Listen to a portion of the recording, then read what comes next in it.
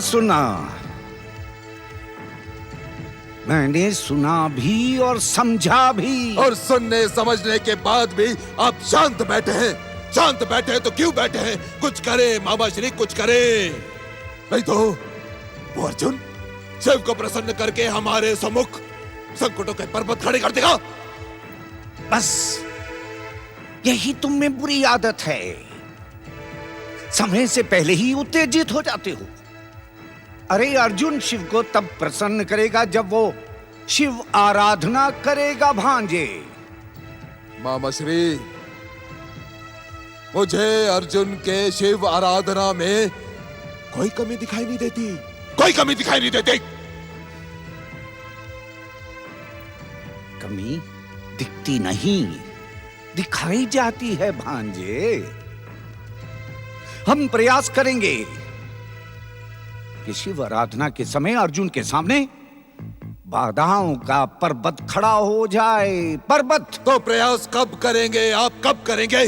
जब वो अर्जुन शिव को प्रसन्न कर देगा तब। मामा श्री, अब तक तो उसने शिव आराधना प्रारंभ भी कर दी होगी, कुछ करें। भांजे भांजे, अर्जुन इस समय शिव की आराधना नहीं कर रहे।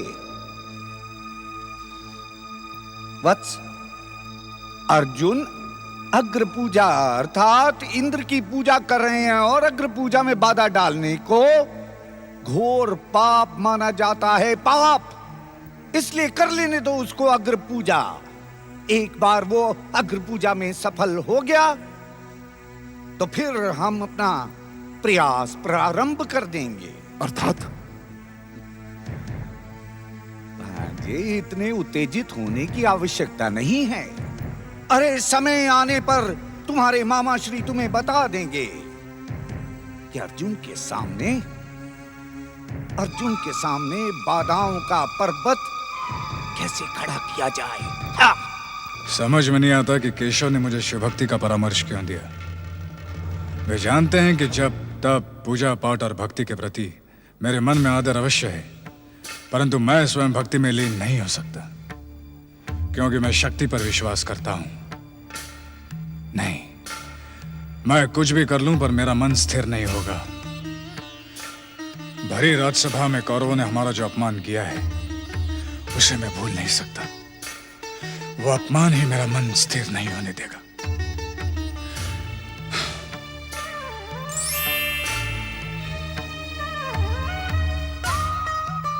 पार्थ, जिस अपमान की बात सोचकर तुम शिव भक्ति का मार्ग छोड़ रहे हो, उसी अपमान को सम्मान में बदलने के लिए मैं तुम्हें शिव भक्ति का मार्ग दिखाने आया हूं। मैं जानता हूं पार्थ कि तुम्हारे मन में एक के बाद एक प्रश्न उठ रहे हैं। जिज्ञासा के महासागर ने दुविधा के महापर्वत का रूप धारण कर लिया है। हाँ केशव, मैं तपस्या के लिए अपने मन को स्थिर नहीं कर पाऊंगा। तुम तो अपने भीतर के संघर्ष से ही पराजित हो गए पार्थ। जब भीतर ही पराजित हो गए तो बाहर कैसे विजय प्राप्त कर सकोगे? वीर तो वो होता है जो पहले स्वयं पर विजय पाता है। जो स्वयं पर विजय पा लेता है वो संसार पर भी विजय पा लेता है। मैं कुछ समझा नहीं। स्वयं को कैसे जीता जा सकता है? अज्ञानी, श्रद्धा रहित और संदेह करने वाला पुरुष स्वयं ही नष्ट हो जाता है। उसे ना तो इस लोक में सुख मिलता है और ना ही परलोक में। मेरी दृष्टि में ऐसा पुरुष दीनहीन और असहाय है। परंतु जिसने आत्मा को आत्मा के द्वारा जीत लिया, आत्मा स्वयं उसकी मित्र बन जाती है। और जो पुरुष आत्मा से पराजित हो जाता है वो आत्मशत्रु बन जाता है। इसलिए पहले अपनी आत्मा को जीतो, अपने मन को नियंत्रण में रखो और अपनी इंद्रियों को वश में करो। कैसे करूं केशव, कैसे? जबकि मैं सत्य को जानता हूं कि कौरवों ने हमारे साथ घोर छल किया है। उस छल और अपमान को भूलकर मैं अपने मन को स्थिर नहीं कर सकता। मैं तो कौरवों को दंडित करना चाहता हूं। यही मेरा क्षत्रिय धर्म और मेरा वीर कर्म है। किस कर्म की बात कर रहे हो तुम पार्थ? और कर्म के साथ साथ तुमने परिणाम पर भी विचार कर लिया? तुम्हें केवल कर्म करने का अधिकार है पार्थ, फल पर विचार करने का नहीं। जीवन की असफलता का मूल कारण मन का अस्थिर होना है। अधिकांश पुरुष असफलता के भय से महान कार्य को अपने हाथ में नहीं लेते, और जो विवशतावश ले भी लेते हैं वे कुछ समय बाद विचलित होकर उस कार्य को अपूर्ण छोड़ देते हैं।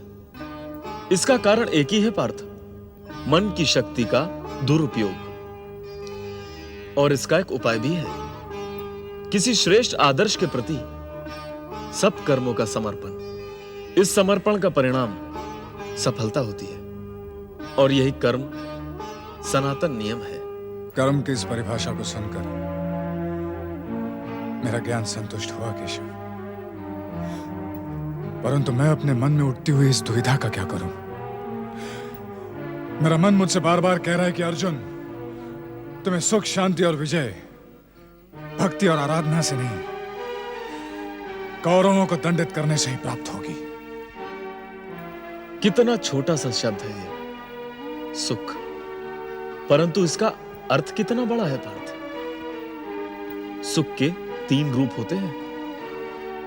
जो सुख प्रारंभ में विष के समान दिखाई देता है, परंतु उसका परिणाम अमृत के समान हो, उसे सार्थक सुख कहा जाता है।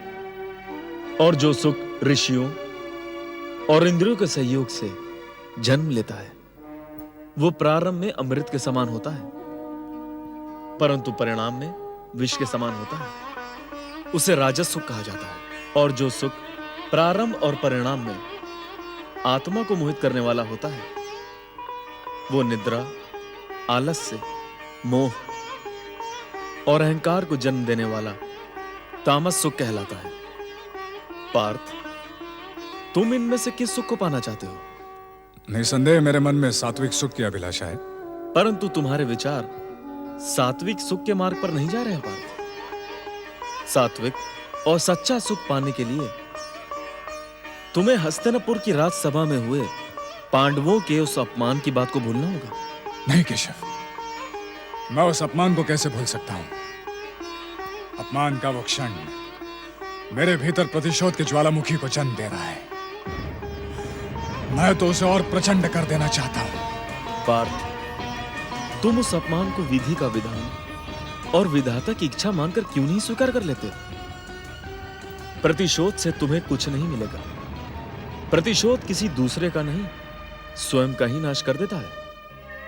यदि तुम उस अपमान को सम्मान में बदलना चाहते हो तो संकल्प करो पार्थ, शिव भक्ति का संकल्प। आप बार बार वही कह रहे हैं केशव, जिसे करने की स्वीकृति मेरा मन नहीं दे रहा है।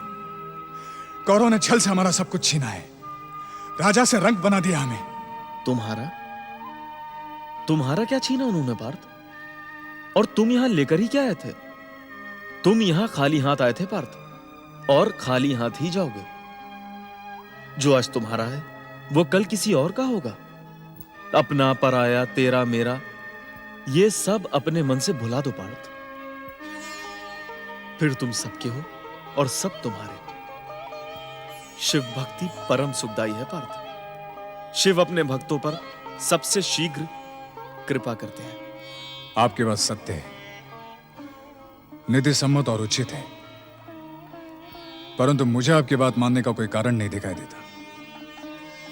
मैं तो अपने विचारों और अपनी नीति पर आगे बढ़ना चाहता हूं। हे कमल नयन, आप मुझे अपनी इच्छा मानने पर विवश क्यों कर रहे हैं?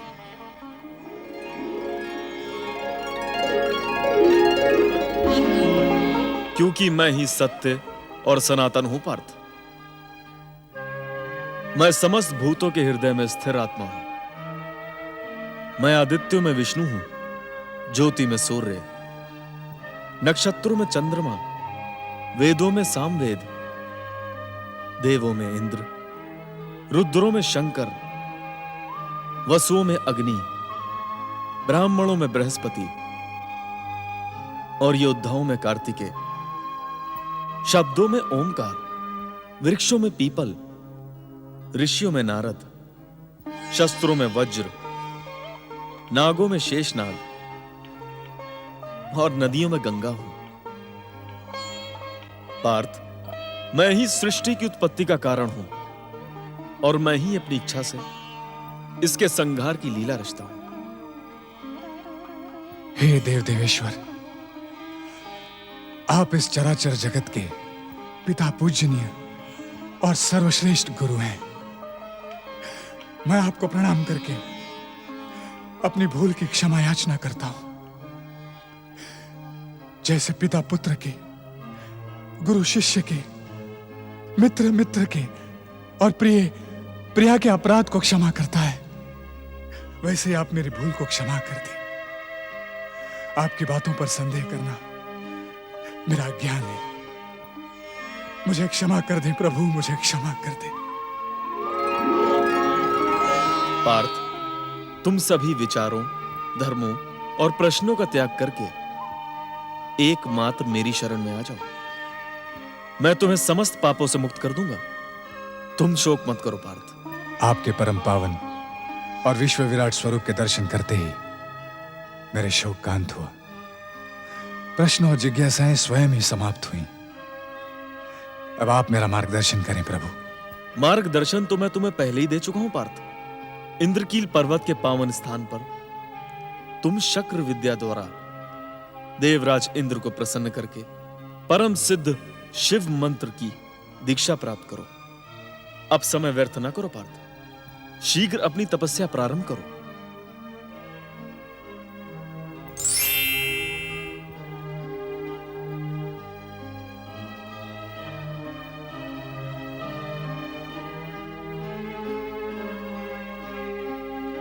हे स्वर्गाधिपति देवराज इंद्र, मैं द्वारकाधीश श्री कृष्ण के मार्गदर्शन पर आशुतोष भगवान शिव की आराधना से पहले आपकी शक्र विद्या से अग्र पूजा कर रहा हूं।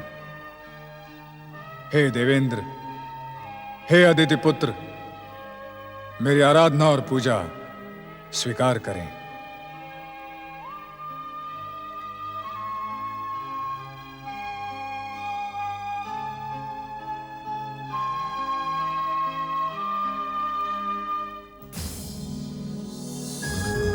ओम इंद्राय नमः, ओम शक्राय नमः, ओम देवेंद्राय नमः, ओम इंद्राय नमः, ओम शक्राय नमः, ओम देवेंद्राय नमः, ओम इंद्राय नमः, ओम शक्राय नमः, ओम देवेंद्राय नमः, ओम इंद्राय नमः, ओम शक्राय नमः, ओम देवेंद्राय नमः, ओम शक्राय नमः, ओम देवेंद्राय नमः, ओम इंद्राय नमः, ओम शक्राय नमः, ओम देवेंद्राय नमः, ओम इंद्राय नमः। मुझ अग्निदेव के समान अग्नि में स्वयं को तपाकर तपस्या करने वाला ये तपस्वी कौन है? इसकी कठोर तपस्या देखकर मुझे पूरा विश्वास है कि स्वर्ग पर अधिकार करने की कामना से ही ये तपस्या कर रहा है। परंतु आश्चर्य है कि इतनी कठोर तपस्या का संकल्प करने वाला ये तपस्वी देवराज इंद्र को प्रसन्न करना चाहता है। मुझे देवराज को इसकी सूचना देनी होगी। नमः शिवाय। ओम इंद्राय नमः, ओम शक्राय नमः,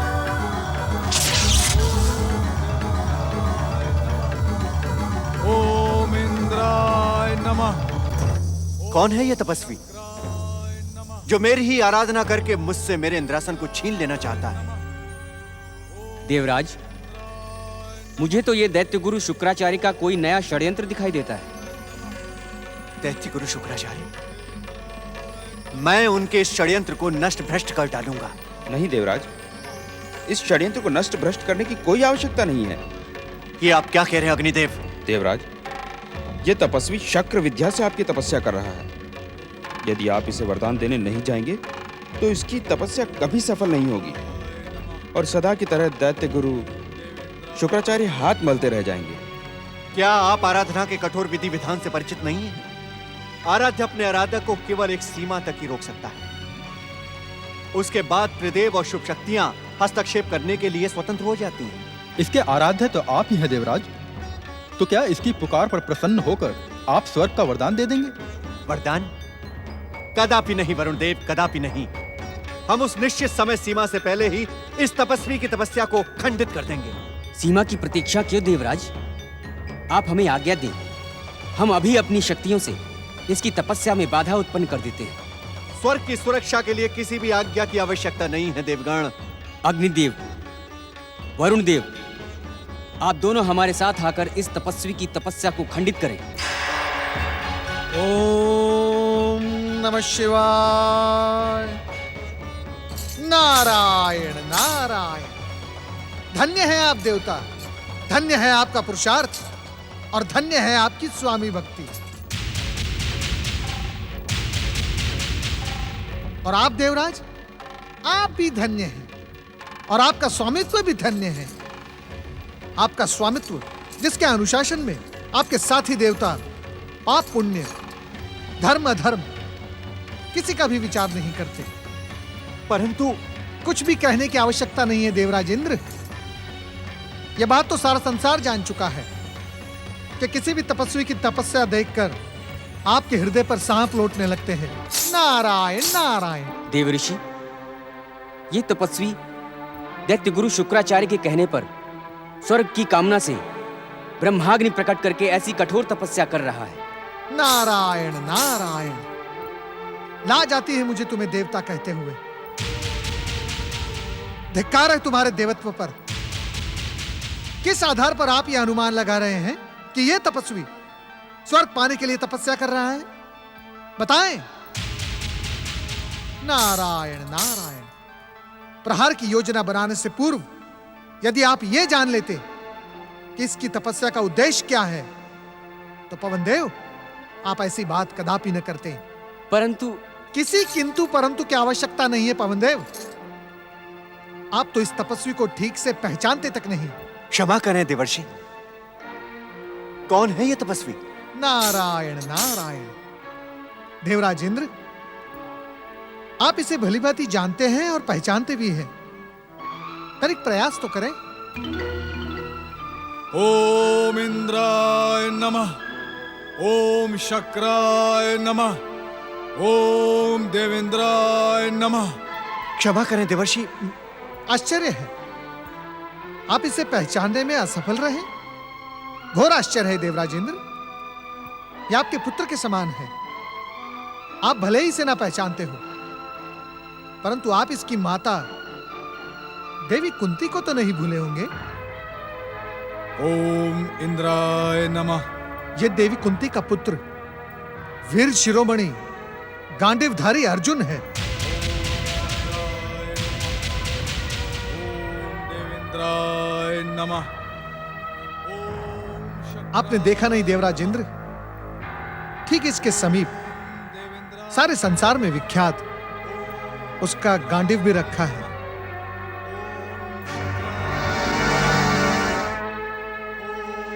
और यह भी सुन लें, अर्जुन स्वर्ग की कामना से नहीं, भगवान भोलेनाथ को प्रसन्न करने की भावना से शक्र विद्या द्वारा आपकी अग्र पूजा कर रहा है। यदि आप में लेश मात्र भी धर्म जीवित है तो जाएं देवराज इंद्र, अपने पुत्र के समान वीर शिरोमणि अर्जुन का मार्गदर्शन करें। ओम नमः शिवाय।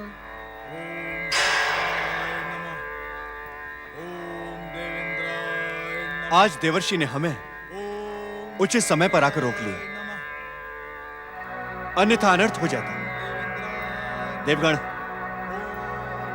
मुझे इसकी पुकार का उत्तर देने के लिए जाना ही होगा।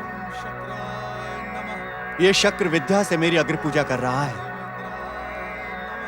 इसकी परीक्षा तो मुझे लेनी ही होगी। इंद्राय नमः।